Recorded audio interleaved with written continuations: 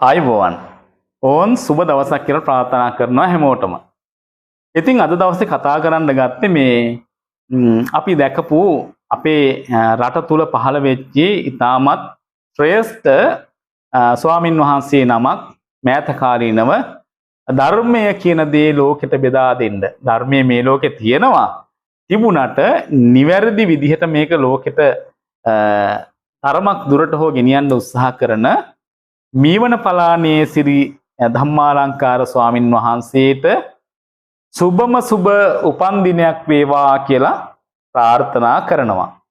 ඉතින් උන්වහන්සේ දන්නව ඇති උන්වහන්සේ ඉපදිලා දැන් අවුරුදු ගණනාවක් වෙනවා. දැන් අවුරුදු මං හිතන්නේ මට දන්නේ 70කට වැඩි වෙන්න පුළුවන්.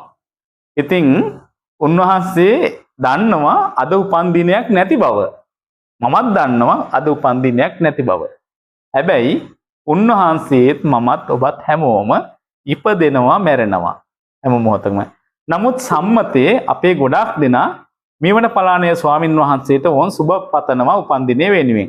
ඒ නිසා සම්මත සමාජයේ ගොඩාක් දෙනා ඉන්නවා මීවන පලානේ ස්වාමින් වහන්සේත් එක්ක ධර්මයේ ගවේෂණය කරලා ධර්මය හොයාගන්න උත්සාහ කරන පිරිසක්.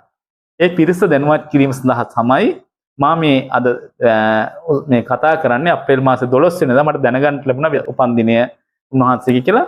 මම හිතනවා උන්වහන්සේට දීර්ඝායුෂ වර්ධනය වෙලා නිරෝගී සුවය වැජබිලා තව තවත් මේ ලක්වාසී ලෝවැසි සියලුම මේ මනුෂ්‍ය වර්ගයාට මේ ධර්මය අවබෝධ කරගන්න පාර සුද්ධ කරලා දෙන්න වාසනාව ලැබෙන්න කියලා.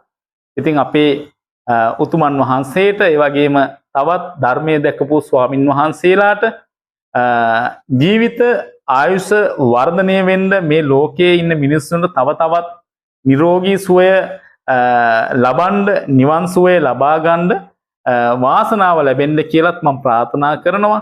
ඒ වගේම නිවන් සුවය හොයාගන්න බැරි හැම දිනාටම නිවන් සැප ලැබේවා කියලා ප්‍රාර්ථනා කරනවා. සුවපත් වේවා.